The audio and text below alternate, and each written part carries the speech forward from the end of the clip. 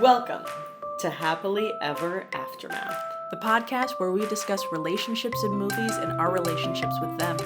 I'm Polina Grenville. And I'm Diana Rojek-Sconard. Good morning, Diana. Polina, I watched this movie for you. Hey, Polina. Hello. We are talking about 1952 Singing in the Rain. And thank you for singing for me, Diana. It's great. It feels like we're putting on a show. I'm going to do that again. Why? I like it. Oh, 4 more times. Okay, good. I'm gonna space them out so I don't get them too many. I can enjoy them. So 1952 Singing in the Rain, which is a movie musical. And I'm going to read the description, which is kind of terrible. When the transition is being made from silent films to quote unquote talkies, everyone has trouble adapting. Don and Lena has been cast repeatedly as a romantic couple, but when their latest film is remade into a musical, only Don has the voice for the new singing part. After lots of practice with a diction coach, Lena still sounds terrible, and Kathy, a bright young aspiring actress, is hired to record over her voice. This is the Google, I think it's maybe the IMDb review. This doesn't really capture the joy of this movie, which is basically that it is about the transition from silent films to talkies, but it's basically the story of a man played by Gene Kelly. Played by Gene Kelly, who is also at a crossroads in his career.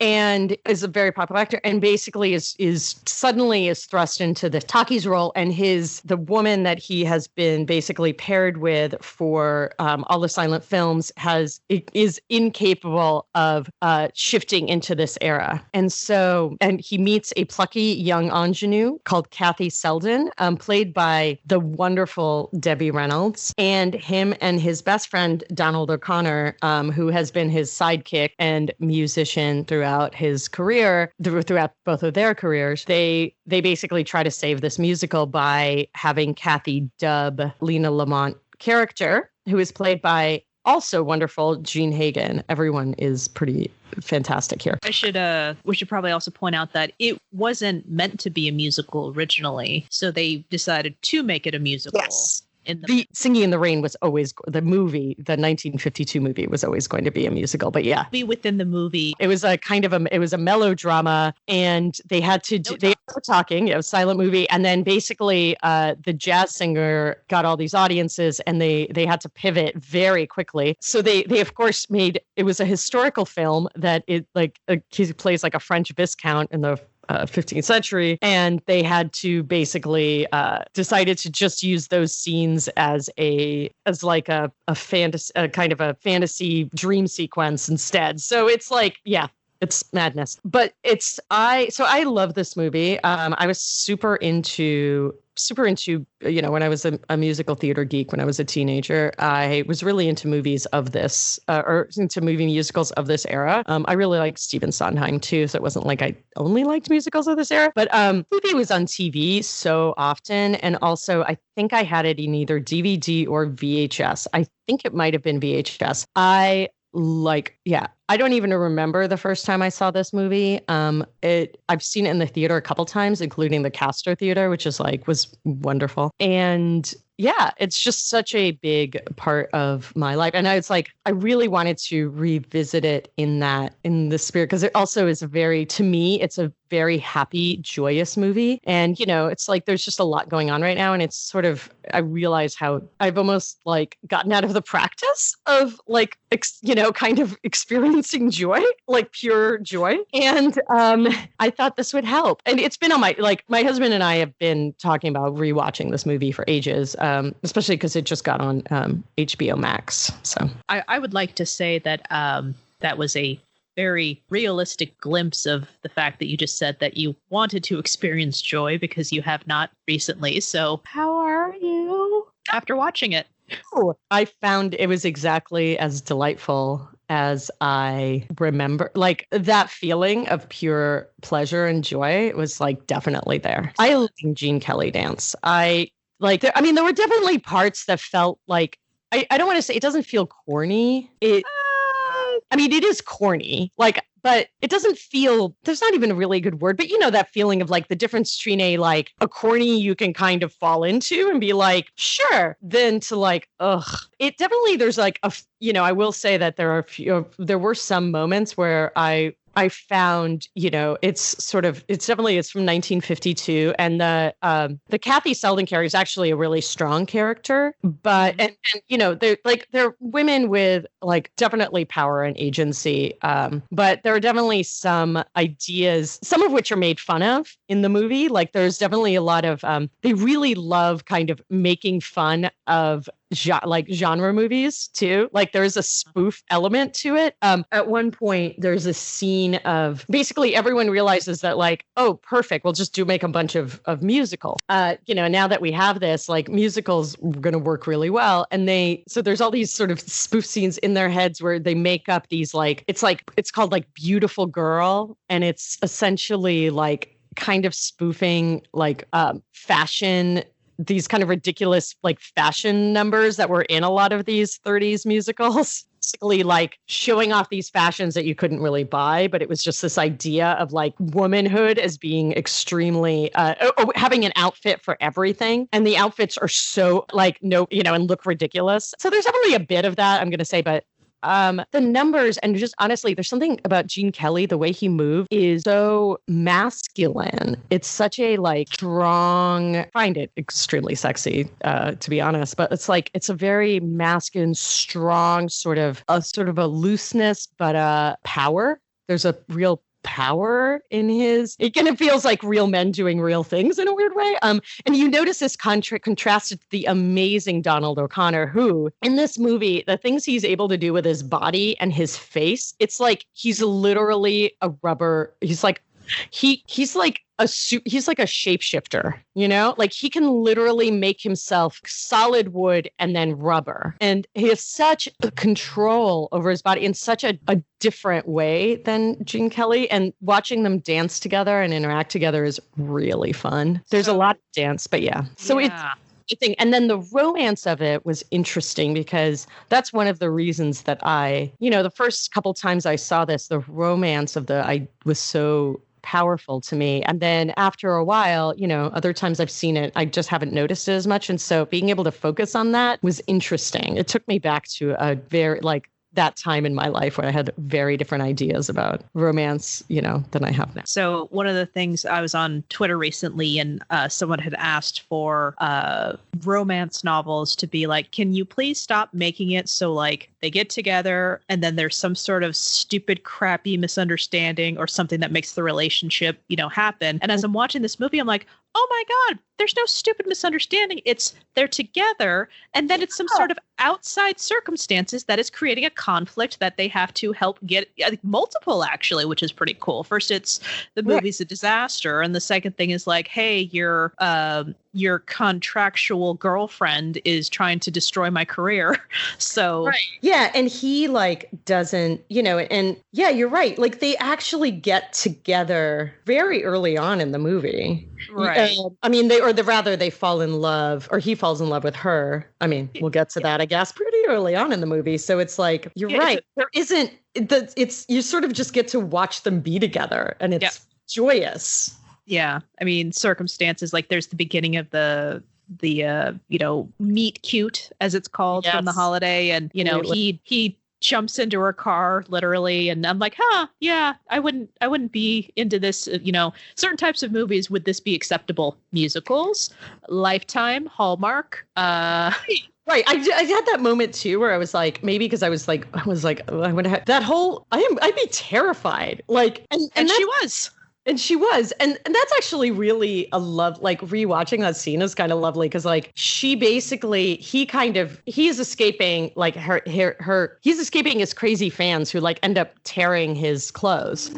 And he ends up doing this like amazing thing where he basically jumps up on this, cable car that's moving and then hops down into her open convertible and just lands, neatly in a seat. And she's terrified. And then she even like tries to get the police, and she does. Sorry. And then she goes, oh, the policeman is like, oh my God, you're Don Lockwood. Like he's this famous movie actor. And then he sort of comes onto her in this, way that kind of assumes like, oh, she's a woman, she's gonna, have feelings for me. And she goes into this whole sort of bit where she's basically like, yeah, I don't like popular movies. I, kind of figures out a way to rebuff him in this really kind of clever and self-possessed way. Well, if anything, Yeah.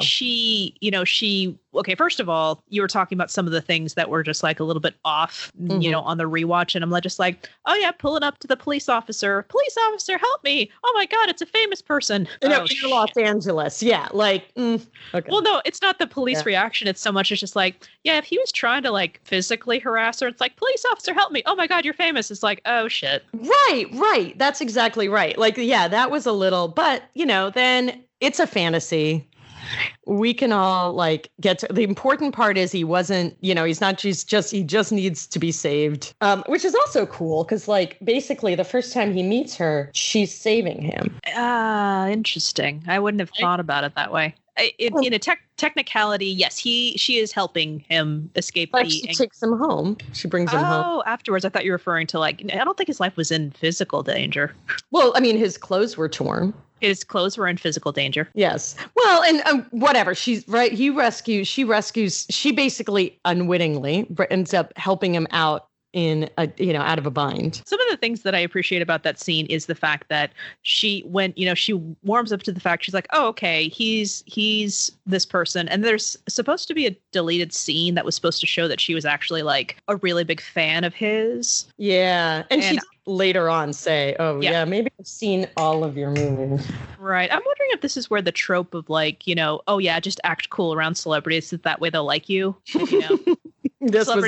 Celebrities don't want fans. They just want to be, they're just like us. They buy dog food and, have their clothes torn off. I don't know. Yeah, I don't either.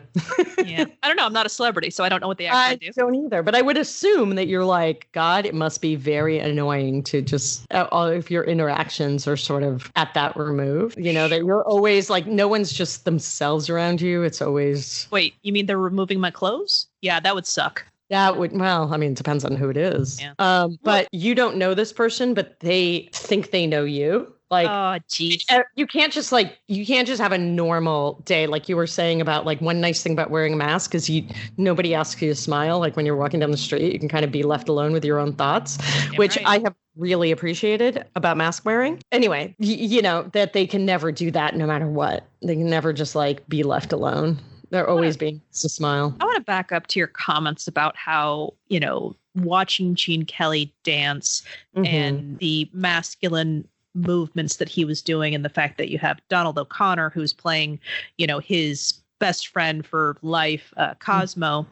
And when they're pulling up to the premiere at the very beginning of the movie, I had seen this movie before, but a lot of it is just bits and pieces. I was actually very confused. I'm just like, wait a minute, wasn't this movie in black and white? No, wait, thank God something is black and white in this movie, because otherwise I was going to question my own. Yeah, because it's it's released in 1952, but it takes place, in 1920s. Yeah, exactly. And what's kind of funny about it is that when they have this whole red carpet scene where celebrities are coming out, you have the stadiums of people cheering and like, oh my God, it's the famous people. And then Cosmo gets out and everyone's just like, aw, disappointed. Right. And the second I saw that happen, and the second I saw him being ignored, and then him going up to the person doing interviews and also being ignored, I'm just like, oh, okay. I know me. I'm now immediately attracted to him. Yeah, you're a Cosmo Brown fan. I know.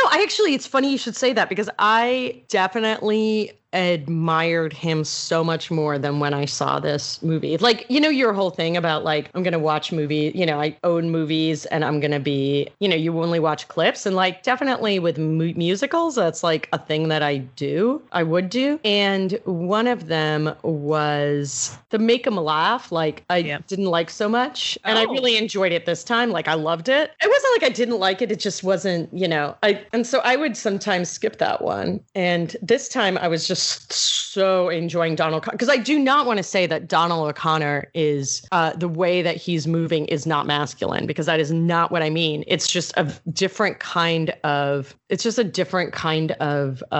performance. It's just a very different way of moving. That's what I mean. It's just very different. So anyway, Donald. But I had a similar reaction, and I remember actually the first time one time watching this movie and thinking like when I was a teenager and thinking exactly what you were saying, and then anyway. Yeah, and ultimately, it's what the first time I saw this, I was in college. Yeah. So where were you? Yeah, tell me about your experiences with this movie. The year was 2003. It was 2003. Clinton was in the White House, I think, right? No. Oh, yeah, I guess you're right. What? Can't remember. Back up a bit, my friend. Back up a bit. Okay. Yeah. So, no, it was literally 2003 because I was in a film class back when I was still a film minor in college. Mm-hmm. And I was taking Introduction to Film. And every week we were supposed to go, and they had I believe it was Thursday nights. They had, this is the movie we're going to be discussing in your, oh shoot, what was that called? The group part where you have the TA study.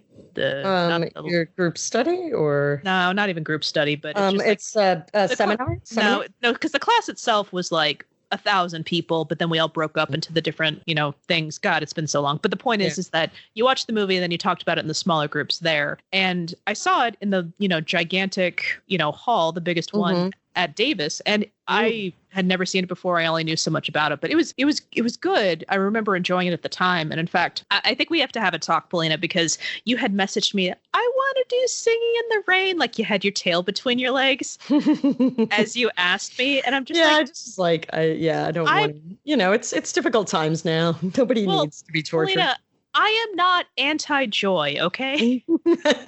I think what I said was like, I hope that, that this, movie brings you some joy and, isn't just a chore is what I was hoping. Oh, I'm sorry. I have some bad news for you. Yeah. So I can tell. So when you saw it the first time, you liked it. And what was it that you liked? Because, there's something about also studying a movie, I think in college, that you sort of remember in a way because you talk about it. Yes, but unfortunately, a lot of things have happened between now and then, so it's a little bit murky. Yeah. But I'll tell you this much: I remember having heard of the movie, but having no expectations of it. Mm-hmm. So when I watched it and you had talked about it, I said, no, I remember enjoying it then. So when I watched it again, I remember it being good. So when I watched it again, I'm just like, all righty, here we go. And I would say the first few musical numbers were fantastic, and a lot of it was just really, really enjoyable. But unfortunately, I wrote down here, I got the musical icks about the 45-minute mark. And I remember telling you. What's the musical icks? So when we were watching Guys and Dolls, or when we did Guys and Dolls for it, remember I told you, like, it was, I'd never seen it before. It was really good. It was really good. But when they got to Luck Be a Lady, by that point, I'm just like, oh, they're doing the thing in musicals that I hate, where it's just the plot is not moving forward because now we have to stop and do this choreographed thing, which is impressive by itself. But right now, I just want to watch a movie and watch a plot. I watch a plot. So I'm going to refer to that as the musical icks. It seems like a weariness. Yes, I did pause it. I got a snack. I got a glass of water. I went to the bathroom. I basically tried to move around the house to get blood circulating so I wouldn't so easily feel icky as I watched it. It was the scene where he was singing to her and there was the ladder thing. Yeah. So really, yeah, that's the 45-minute mark. I wrote it down. So yeah, because it's funny, that scene I don't remember as well. Like I don't think I super rewatched that. But I have to say, like, that part of the movie, like, that's the part that just threw me back into being into, like, all the romantic feelings you have as a teenager. Because to me, the fantasy of this movie is basically, because, at the time that I was really into this movie, or, one time I probably saw it as a child, I wanted to have a career in theater, and I think even at that point, I hadn't really quite figured, there was the actress actress. I was studying acting. I was involved backstage. I don't know if like the first time I really had figured out, I wanted to be, at some point I wanted to be a director. That was like, yeah. But for a long time, I wanted to be an actor. I read a lot of biographies of actors. I read a lot, and because I was trying to figure out, how do you do this as a living, right? And I knew, there were people who did it. I lived close to New York. I knew some of these people. And I didn't really want to be in movies. I think I wanted to be in theater. But hey, like her. Yeah. Well, yeah. Or so she says, right? I mean, that's like the way she lied. Thing. Yeah. Well, yeah. But I really genuinely meant it. I think at the time, like that was my fantasy. But I think one of the things, and it also seemed more accessible. Like, as I said, there was a pathway in there, kind of, sort of, like I could move to New York. Like it was 45 minutes away. This idea that like basically of a person who was already living this life, a man who's already living this life, quite literally drops into your lap, sees the talent and drive that you have and just makes it happen for you. And not only for you, but with you. And also just falls in love with you at first sight. Like, and he looks like Gene fucking Kelly. And you sound and look like and can move like Debbie Reynolds. I mean, also friggin' fantasy. And I can't sing. So like that was also really bugging me at the time. Because I really loved these, but I couldn't be, in them. I mean, I'd do it if I wasn't singing. So she really plays it well because she doesn't buy it. It's like she's a little cautious, right? But they basically go into this like, let's put on a show. He just kind of like rescues her from, she's sort of at the mercy, what other people are like. He sees what's really amazing about her and wants to make art together, basically, right? I mean, that's all I fantasized about, right? Like meeting my heroes or becoming, and like them, were not my heroes, but the, actors and writers and people that I, admired and consumed, meeting them and having them be like, oh, perfect. You belong here. You're one of us, without all the like, I mean, she obviously is, struggling, like she's trying to break in.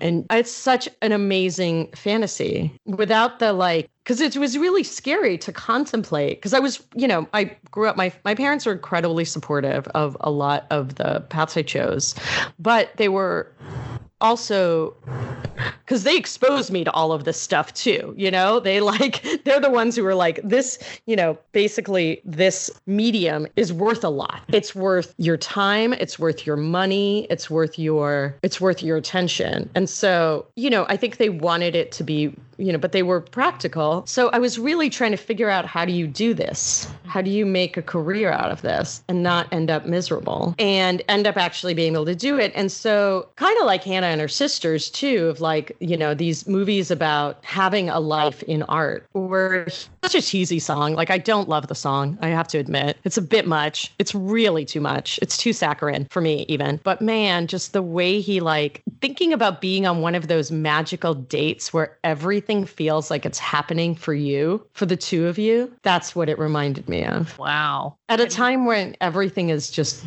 challenging and difficult, and it's really, and not even in a like a heroic way, just in a comfortable way, in an kind of in a like time to kind of in a wearying way, I guess. It feels really nice to like see a scene where basically, well, one, people can go out, but two, they're like, it's that magical thing of being on a date and everything feels literally like magic, and the world is created for you and your love. Wow.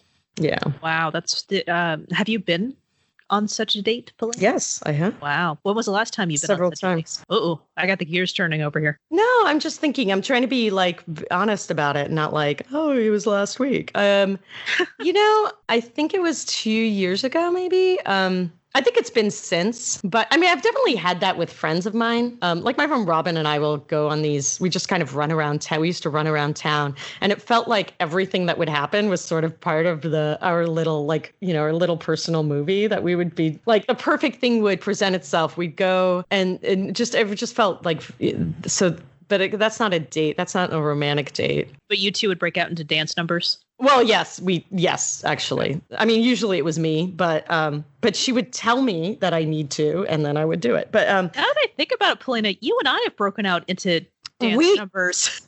Several times. We often will break out into little musical numbers, into song, and then we start to just do it, and it's really fun. At the time, I'm having like eye contact with Ryan as we're doing it to make sure, honey, we're in public right now. Is this acceptable? You know, tell me if this is not acceptable. But I don't know if he gets my series of expressions to ask about. So delightful. Like I remember one time we actually went to that comedy show, female comedians. It was definitely at Cobb's. Yeah, I remember that. But I was trying to remember the lineup. Valentine's Day. Yes, it was a Valentine's Day that we had a double date, which was awesome because neither of us, I think, we don't celebrate you don't celebrate Valentine's Day. I definitely don't. I mean, I like excuses to get things, but yes, but like it wasn't. Like, so it wasn't, it was. All I know is Jackie Cation was performing and I wanted to go. Yes. And I really wanted to see her. So anyway, we went and we just started singing and he was just so delighted. I think he was just like, great. Whereas I was delighted because it wasn't just me doing it. I had you to do it. So therefore it was acceptable. Yeah, exactly. This is why I need Robin to like give me permission because I want to do that. And so, but anyway, yes. And so, it is delightful for me to think about like people breaking into song. But the last time I had that, it was actually my birthday and I was with Sean and I'd lost my voice because we were traveling and we met up with friends in Brighton and we were going to go to Paris, strangely, but there was a strike and we couldn't, it was the French Open and we couldn't find a place to stay. So we decided to go to Edinburgh, which is like a town that I love, but I had completely lost my voice. And we just had this we arrived literally on my birthday because I was on the train. I had to call, Sean had to talk to my parents for me on my birthday because I couldn't speak. And we ended up using a waitress's pad to have a conversation. Like I would write down it was great. And it was just a really magical night. And we wandered around. We walked to the Edinburgh Castle. I think it was the last time I had a date like that. Wow. Incredible. Yeah. So that was 2 years ago, maybe. Okay. Three? Sorry. I'm just remembering us having that musical number. So I'm going to put it out there into the universe. I don't know if I've said this in the podcast or not. I want to do some sort of choreographed thing. It's out in the universe. Like a flash mob kind of choreographed thing? Or no, that involves way too many people. I'm talking about something that involves me learning choreography and like possibly lip syncing and looking amazing. Wow. Yeah, it's a lot. No, it's a lot of work. I don't want to do it. Oh, I see. You just want, yeah. Well, that's the other thing. Yeah. I just want it to exist. Well, I was watching all of the dance numbers and then I went online to see this particular scene actually took 47 takes or took blah, blah, blah, blah, blah. And I'm like, no, I just want to be able to dance like Donald O'Connor and like no work involved and completely. Donald O'Connor was actually in the hospital for 3 days after filming this. And I'm like, oh, no, I don't want to know that. I just want to be amazing at it, not do any of the work and not have any of the consequences. You know how you read articles about like Kumail Nanjiani getting into like in uber shape for like a comic book movie. He's like, yeah, I'll never do that again, but I looked fantastic. Mm-hmm. Like, thank you for saying this out loud. So I loved that whole thing that he did. I thought was amazing because he talks about how he's like, I love that he didn't go, oh, I don't look as great. It's like, he's like, I do look amazing, but it's a friggin' full-time job. Yep. It's not like I did not get like this. Like it was a lot of people had to help me. I had to have so much control. It ruled my life. Like, this is all I did. Tell the truth. Yeah, exactly. And so I loved that. At least he's like earning it. So yeah, I know. I loved it. So anyway, thank you. So all that talk about Kumail Nanjiani's abs is now leading me to this question. Mm-hmm. When did they fall in love? So I do think that there's some measure of him falling in love at first sight, though I actually don't think that I think that if she acted like the girls, that he was running away from when he met her, I don't think he would have the same feelings. Like, I think, so at the time, basically, when I said he's going through a transition, he's basically wondering if what he does is stupid and that he's kind of a hack. And you're talking about his career, not what he did when he spoke to her. Got it. Yeah, like his career and the stuff that he does. And of course, it is a time of great transition. And in a weird way, this actually he's having a lot more fun doing this than he had just being the like silent film, romantic lead. Because I just think he is at a point in his life where he's like, everything just feels like work. And he's not really bringing himself to the table. Like he in one of the opening scenes, he is asked by a gossip columnist to, tell the story of your life. And he tells a story of a life that is completely different from his. He was,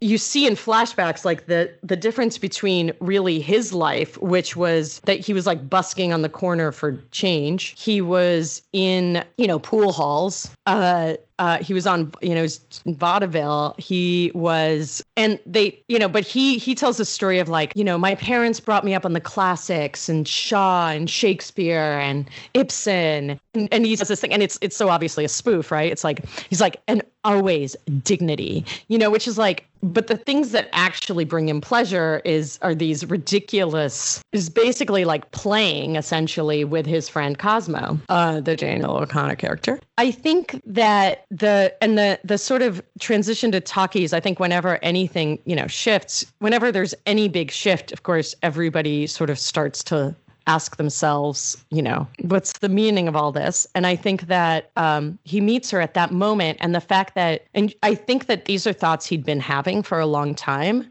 and she activates because he becomes upset. All he can do is for weeks is think about her and look for her. So I think that it was a love at first sight, but maybe not first sight, but by the end of their evening together, he just was so drawn to her. And I think that, for her, I think that the moment when she realizes that he'd been looking for her, and her narrative is basically that she had done this the second time they run into each other, he basically is like, oh, so she gives him the whole spiel, like, oh, I only go to theater. I'm a serious actor. And it was basically to put him off. And then he sees her like that just a little bit later as a showgirl and at this party.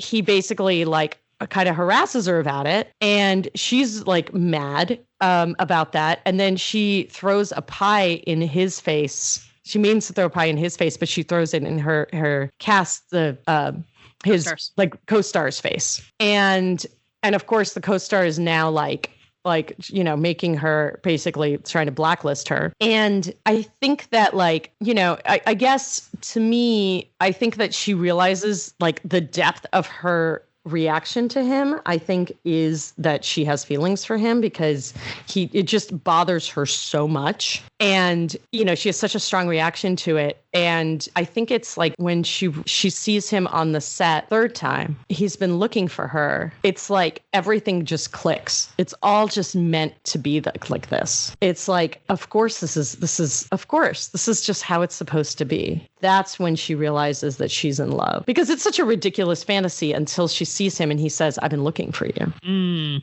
in a good way. Yeah. He's not, yes, in a good way. So I don't know. That's what I think. How about you? Oh, so technically I wrote down it's about when I went to go get that glass of water and had to pause the movie is when they fell in love. So, that's just like the reality of when the movie was and when it was happening. But I was talking about the scene that they go into where they are in the empty stage and he just kind of sets it up to be, with the lights and the backlighting and the front lighting and the wind swept and the dancing and the togetherness and the ladder. There was definitely a ladder involved. Yes. And what's great is that in the beginning, like I said, they come together pretty quickly in the movie. There's, the drama is outside the relationship to, keep things complicated. And what I saw, I'm not counting that deleted scene that I told you about. Yeah. It turns out she was the the, president of this fan club and everything like that. So in the beginning, she's like, oh my God, it's you. And then, the second he realizes that she's not like fawning over him, he's like, really now? And he sticks his arm over her shoulder, and you can immediately see on her face, the facial acting of this movie is fantastic. Oh yeah. She's and her thing, what I saw when, he started to do that and she realized what he was doing, it's like this simultaneous, oh no, not like this. Oh no, this is not happening this way. And she immediately starts to like, neg him, I guess we'll say, not in the whole trying to, the crappy version of trying to put down a person to get their attention. Negging. Yeah. No, but basically not, it's just basically to do it to get him to knock it off, because, she has this idea that if a celebrity is doing this, the first thing to do to get them to knock it off is to, smash their craft. So yes. Yeah. Clearly, like, she's probably, I'm going to guess, she's probably done this before. Really? I wouldn't necessarily think that. I mean, because she's like, like in real, yeah. Oh, yeah. Okay. So, yeah, when we see her, when they interact again, she is jumping out of a cake, and she is honestly in a position where she's getting attention crazy. So, Polina, you're probably right. These executives at these parties are constantly like, hey there, you need and actors. Yeah. Like, yeah, you want to get ahead in this business. I'm pretty sure she's still doing it on her own terms. So, that's an interesting point. So for her, so what I think is interesting is that there is more information later that she had seen his movies and she probably was very aware of him and all this other stuff. But yeah, and because she even says, she's like, yeah, these movie magazines, maybe I buy 4 or 5 a week. I mean, a month. Yeah, exactly. So I know she had like the parasocial relationship situation with him, but I think it's at the end of this. Social. Oh yeah, no, I feel like I've heard that, but I haven't heard it. Oh, you probably. Yeah. So what is that? That's a great term.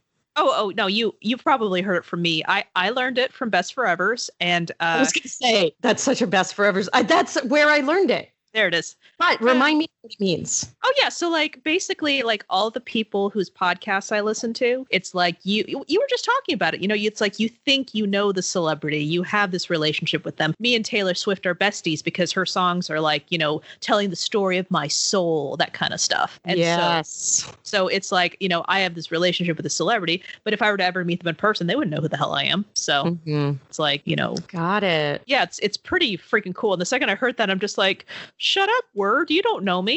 But it's totally right on. It's so great. That's such a great word, because that's exactly, yeah.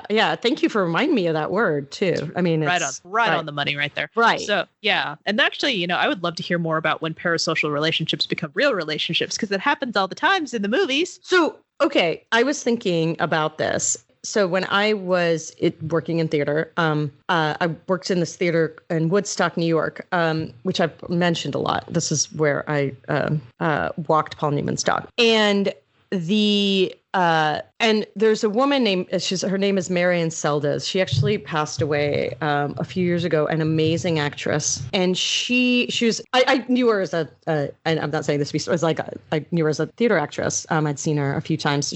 But anyway, she's a Tony Award winner. Basically, this happened to her. So there is a writer named Garson Kanan, who he wrote Born Yesterday. He was married to another a woman named Ruth Gordon, who was a really big stage actress in the 50s, not in the sort of late 50s, 60s, but just like part of this really kind of and he was actually he was mostly a director and a writer, but he was also like in a lot of movie magazines, like he was just part of this scene. And she had pictures of him. And she wanted to be Ruth Gordon. She told me this story. She's told others, and not like it was exclusive or anything, but she kind of fantasized about, and so she had a crush on him. And then she met him later, and she married him. Mm-hmm. And she's like, I had pictures of him all over my wall. And granted, she married him in 1990, so they spent his last 9 years together. And that's actually when I met him, and which was amazing. I mean, it just blew my mind. He also wrote Adam's Rib. If you like movies in that time period, probably have seen them. Yeah, so it does happen, but probably not that often. Yeah, I think I remember reading something about Catherine Zeta-Jones when she That's was another one, yeah, really young. I'm gonna marry Michael Douglas, and then she did. I've heard that too. You're right. And then Probably for me. Katie Holmes too. What did she say? She was gonna marry Tom Cruise? Yeah, I think so. Oh, but I had no idea. memory for that kind of stuff, as we know, is like pretty bad. But yeah, I think she was. I think that was it too. I remember hearing about that. Right. So can I finish? Yes. Okay. So ultimately, I think what kind of came into play was, she was aware of him. She was a fan of his. She kind of pulled herself back. And for him, he, of course, felt terrible that she lost her job because of the circumstances. So he kept looking for her. But of course, he couldn't get her out of her mind either. So I think that after having the opportunity to come back in each other's, presence and spending a little bit more time together, when he brought her into that room to all that other stuff, when that entire sequence is over, they had fallen in love with each other then. Because for her, even though she may have had this like movie star crush on him, but having the chance to meet the for real, like, never meet your heroes or never meet your celebrity crushes type of thing. She had to get past that part. He had to get past the whole, like, was she just this fluke? Was she just this person who happened to put a pie in the face of somebody? I wanted to put a pie in the face myself, and, he's been surrounded by a co-star that he cannot stand. So maybe anybody is somebody that he would take in a heartbeat that wouldn't, be fawning over him. So the fact that it was past that, it wasn't just a fluke. They come together at the end. So, yep. So you but it didn't. So after you got the musical icks, did you after you took a break? Because I also kind of sometimes have to take a break from these kind of movies too. The ones I assigned you, yeah. Oh well, yeah, that. But did you kind of fall back in and like when you did you start to enjoy the movie again? I mean, I was able to take a break and that was okay, but it kind of lingered for a little while too. So I definitely was, enjoying a lot of it. I definitely got the whole, this is why I don't like musicals. I just want this plot to move forward. The thing you explained to me about the whole spoofing the women's clothings and the beautiful women sequence, I'm like, oh, I'm glad it was there for a reason, because I just could not understand what the hell was happening at the moment besides, hey, there she is. That's a pretty girl. Let's have her. Oh my God, it's her. I gotta go tell, what's his name? Don? I gotta go tell Don, because his name is also Don, but in real life, so I got confused. Yeah. So. No, I know. No, so it was there. It was there. And then, yeah. So it's so you enjoyed it more the first time that you saw it. Right. Because my expectations were lower because I didn't like musicals. I got to watch a musical for a class. Hey, this is pretty good. Yeah, that's a good point. Yeah. So as a family, you didn't watch a lot of music, I'm going to guess, right? Nope. Did you guys? Well, I mean, do you consider La Bamba and Eddie the Cruisers and Dirty Dancing musicals? Kind of. Okay. I don't know.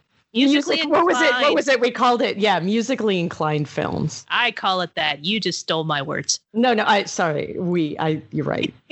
There's definitely there's a certain amount of letting go of just that you have to do to get into movies of this era, I think.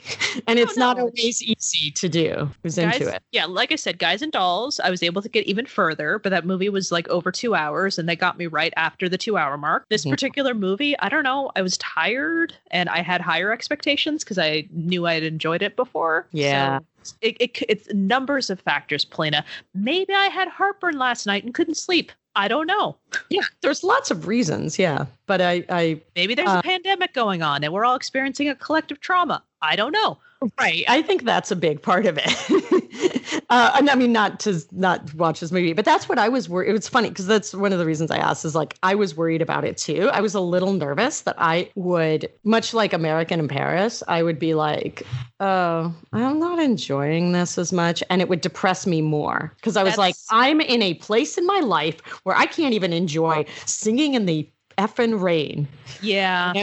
I need guaranteed things to amuse me, and Ryan suggests stuff, and I'm just like, nope, I need 100% guarantee that I'm going to enjoy this.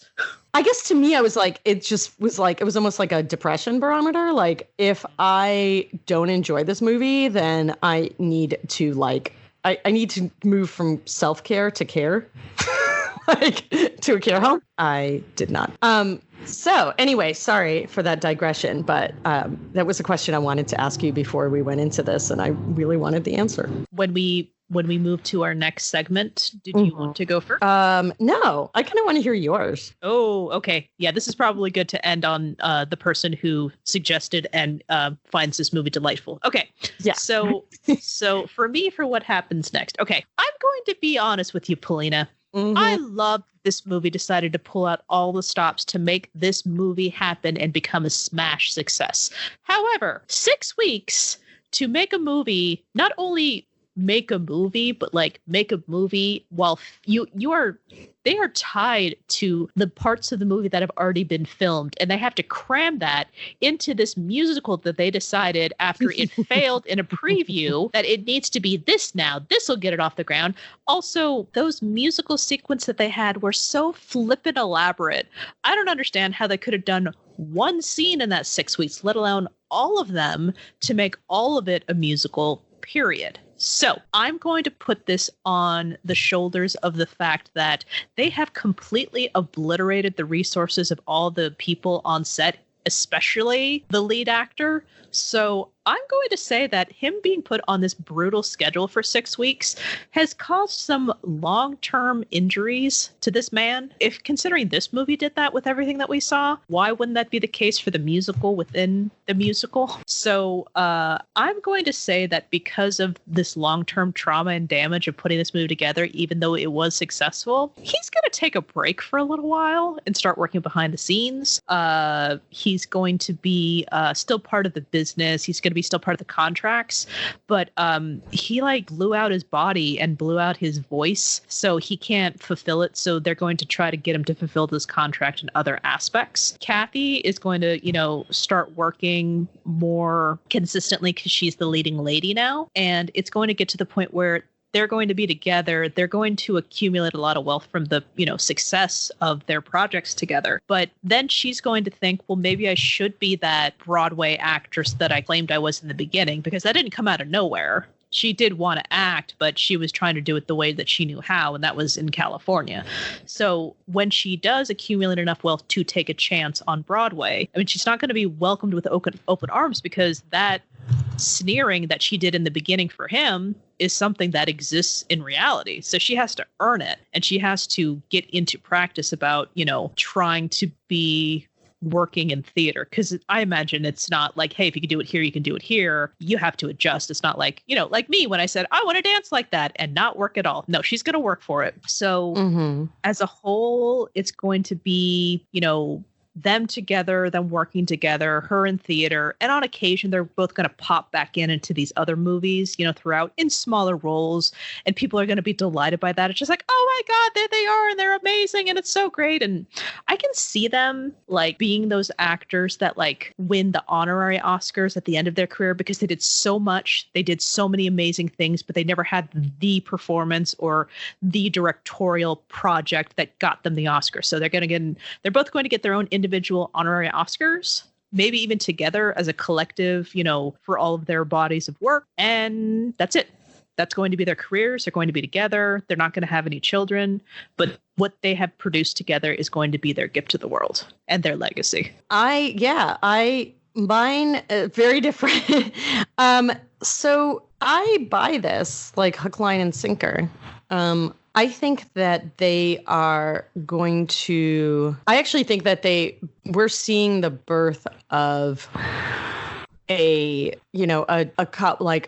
couple on the stage and screen that people can't get enough of. And I think that they will get married. I think that but I don't think it's going to be I think if for a couple of years, it is going to be this fantastical thing. I agree that the work is, and at the time, I mean, this was a big, movies were filmed quite quickly. I don't know about 6 weeks. But they, took famously Judy Garland, the amount of sort of, and even Debbie Reynolds, the amount of sort of like drugs that people had to take to sort of keep up physically with this kind of grueling schedule. But I think that actually, because they're in this together, they're going to start to help take care of each other, I think that he's basically going to transition into being,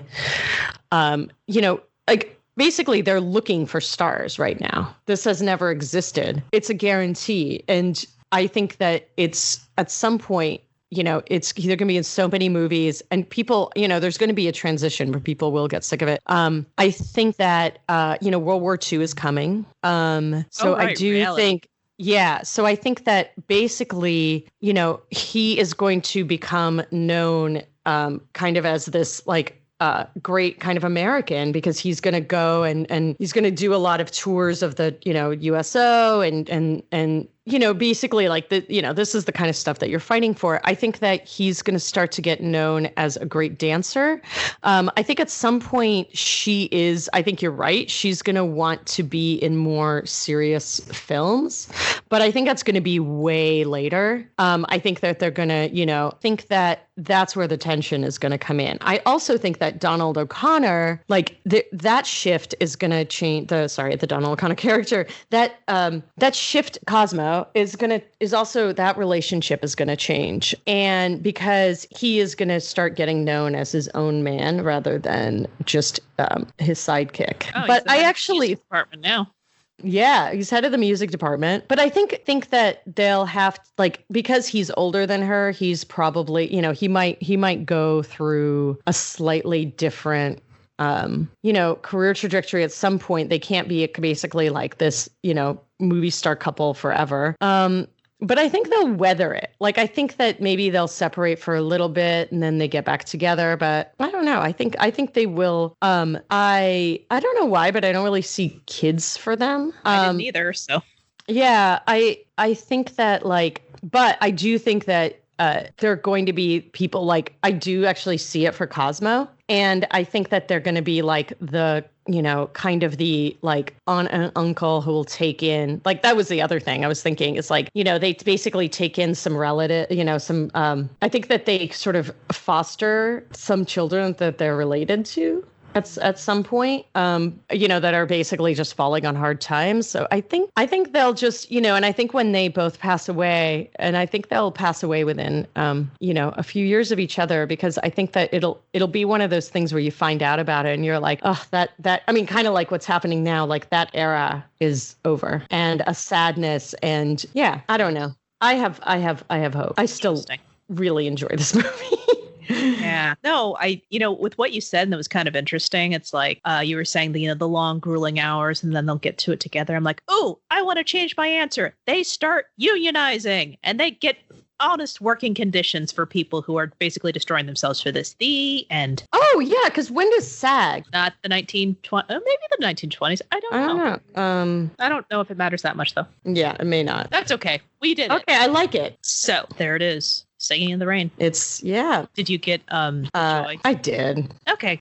So I'm really, really happy. Oh, good.